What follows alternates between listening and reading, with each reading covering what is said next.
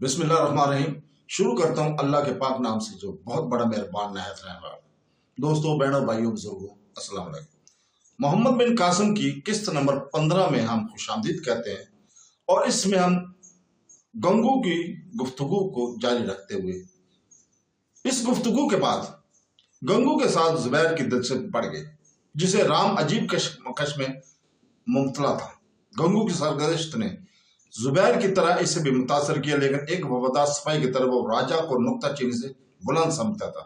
वो राया कि किसी फर्द का यह हक तस्लीम नहीं करता था कि वो किसी जाती रंजिश की बिना पर राजा के खिलाफ ऐलान जंग कर दे। वो राजाओं की तकद्दस के मुकाबले में रैयत का कमतरी का कायल था। ताहम जब जुबैर ने गंगू से पुरअमन रहने का वादा लेकर इसकी जंजीरें खुलवा दी तो इसने मुजामत न की। चंद दिन जुबैर की सोबत में रहकर गंगू ने अपने ख्यालात में एक अजीब तब्दीली महसूस की। जुबैर ने चंद मुलाकातों में रूम और ईरान के खिलाफ मुसलमानों की इब्तदाई जंगों का जिक्र करके इस पर साबित कर दिया था कि दुनिया में सिर्फ इस्लाम एक ऐसा निज़ाम पेश करता है जो जबर की हुकूमतों का खात्मा कर सकता है। गंगू एक डाकू की जिंदगी इख्तियार करने के बाद समाज की तमाम मजहबी अकायद से किनारा कश हो चुका था।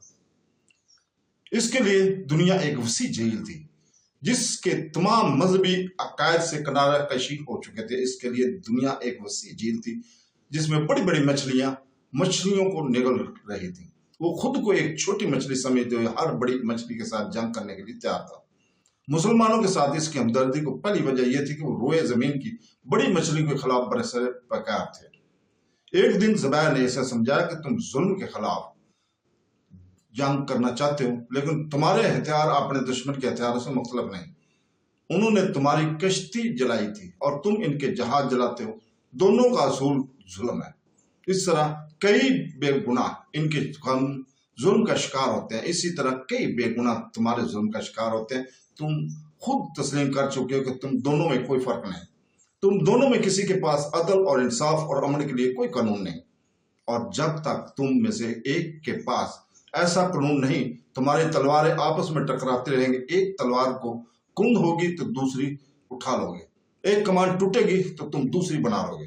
लेकिन जुल्म के मुकाबले में हक और इंसाफ पर लड़ने वाले इंसान अपने हरीफ की तलवार कुंद ही नहीं करते, बल्कि इसे हमेशा के लिए छीन लेते हैं। ईरान और रोम पर अरबों की फतह दरअसल निजाम बातिल पर निजाम हक की फतह थी, जुल्म पर इंसाफ की फतह थी।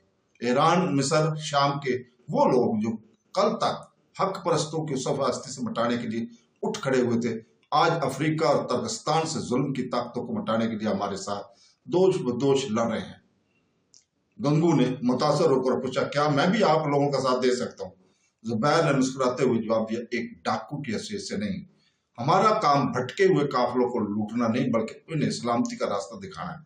वो इंसान जो खुद एक गलत कार बंद हो, एक सही असूल का अलंबरदार नहीं हो सकता। गंगू ने नादम सा होकर कहा, अगर मैं आपको यकीन दिलाऊं कि मैं एक लुटेरे की जिंदगी से तौबा करता हूं तो आप मुझ पर यकीन कर लेंगे।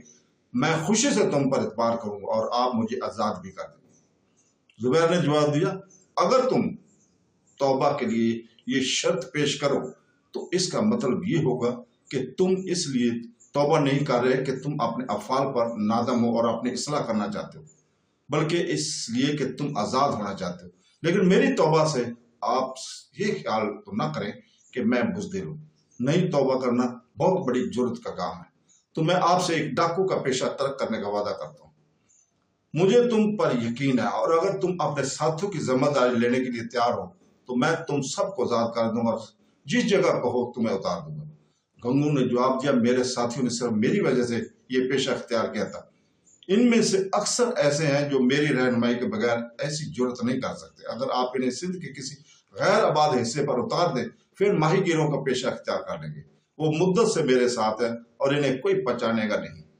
लेकिन इनमें 4 आदमी खुद सार हैं।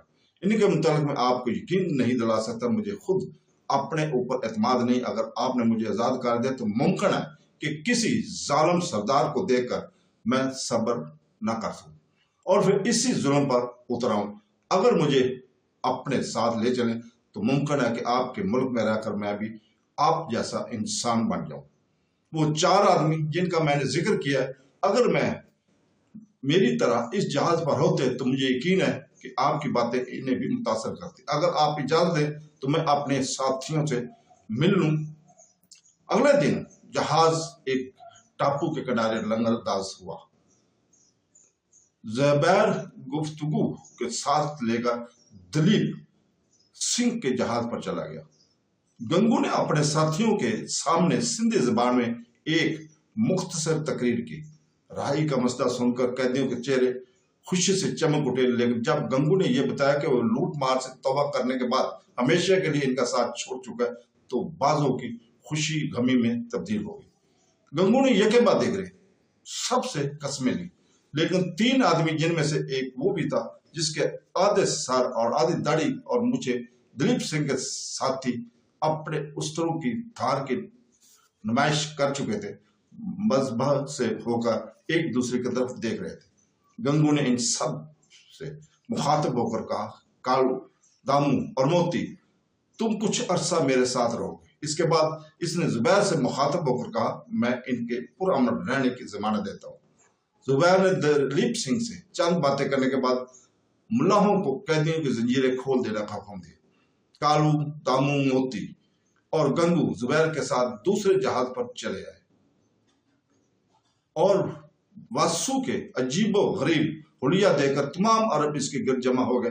अली ने बेख्तियार एक कहका लगाया, औरतों तक की खबर पहुंचाने के लिए भागा, और जब वापस आया तो इसके साथ हाशिम के अलावा चंद और बच्चे भी थे।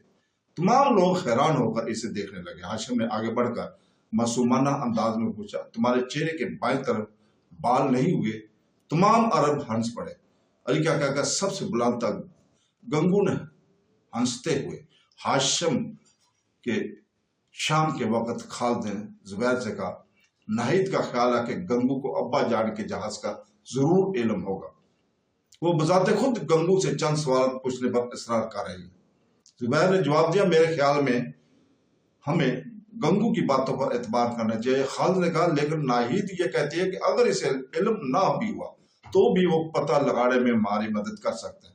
कल इन्हें कोई ख्वाब नजर आया था, वो ये कहती है कि अब्बा जान जिंदा है। पूछने में कोई हर्ज नहीं, लेकिन बेहतर ये होगा कि वो गंगू पर कोई शक और शुबा जाहिर ना करे। जाओ अपनी बहन को ले आओ, मैं गुफ्तगू को बुलाता हूँ, गंगू को बुलाता हूँ गुफ्तगू के लिए। दलीप सिंह ने गंगू को बुला लिया और नाहिद के साथ माया देवी भी आ गई। नाहिद के चेहरे पर एक स्याह नकाब था। इसने माया देवी के कान में कुछ कहा और माया देवी के इस बात में सर हिलाने पर अपना हार उतार कर इसके हाथ में दे दिया। माया देवी ने हार गंगू को पेश करते हुए कहा, आपने चंद दिन कबल इनके बाप के जहाज का जिक्र किया था, अगर आप इनके बाप का पता लगा सके तो ये आपका इनाम है। गंगू ने रंज और मजामत से आबदिता होकर ये के बाद दिगरे खालिद और जुबैर की तरफ देखा और फिर नाहिद से मुखातब होकर कहा, बेटी मैं इतना गिरा हुआ भी नहीं हूँ। नाहिद ने इसके आंसुओं से मुतासर होकर कहा, आपको गलत फहमी हुई, मुझे आप पर शक नहीं, मैं सिर्फ ये चाहती हूँ कि आप हमारी मदद करें। इसके लिए मुझे हार देने की जरूरत ना थी। मैं जुबैर के एहसान का बदला नहीं उतार सकता। अगर कोई लुटेरा इस जहाज को लूटता तो मुझे जरूर मालूम हो जाता था, लेकिन मुझे शक है कि वो जहाज देबिल की बंदरगाह के आसपास शहर के हाकिम ने लूटा है। नाहिद ने कहा, मेरा दिल गवाही देता कि मेरा बाप जिंदा है। गुफ्तगू ने चंद जवाब दिया। गंगू ने जवाब दिया कि अगर वो जिंदा है तो सिंध के किसी ऐसे कैद खाने में होगा जहां से लोग मौत से पहले बाहर नहीं निकलते, लेकिन मैं इसके सुराग लगाने की जिम्मेदारी लेता हूँ। अगर इनका पता मिल गया तो मैं मकरान के हाकिम के पास इतला भेज दूंगा। ये कहकर वो जुबैर से मुखातब हुआ, आप मुझे देबिल के आसपास उतार दे और जयराम अगर मेरी मदद करे तो मैं बहुत जल्द इनका पता लगा सकूंगा। माया देवी ने कहा, मैं अपने भाई की तरफ से तुम्हारी मदद का वादा करती हूँ। देबिल का हाकिम इनका दोस्त है और इनसे कोई बात नहीं छुपाएगा। गुब्बू ने कहा, हाकिम किसी के दोस्त नहीं होते और देबिल की हाकिम को मैं अच्छी तरह जानता हूँ। ये कहकर जुबैर से मुखातब हुआ, आप देबिल की बंदरगाह पर ठहरने का इरादा रखते हैं? जुबैर ने जवाब दिया, मेरा तो इरादा ना था, लेकिन जयराम की मजबूर करने पर मैं 1-2 दिन ठहरने का इरादा कर चुका हूँ। गंगू ने कुछ सोचकर जवाब दिया, मुझे मालूम नहीं कि सिंध के राजा और देबिल के हाकिम पर जयराम का कितना असर है, वरना मैं आपको सिंध के साल में उतरने का मशवरा ना देता।